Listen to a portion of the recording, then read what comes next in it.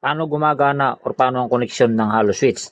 Itong red tsaka black, ito yung positive negative ng ating hollow switch. Ito lang yung nagsisilbing nagpapailaw sa ating hollow switch.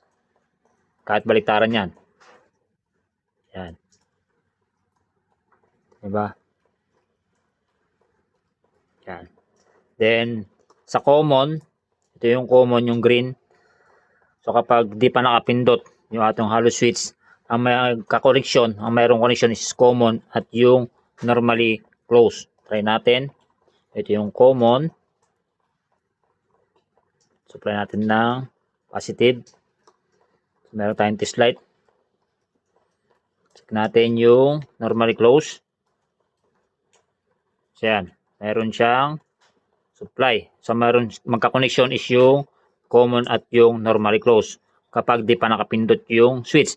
Pag nakapindot naman yan, ang magkakaroon ng connection is yung common at yung normally open. Yan. Okay.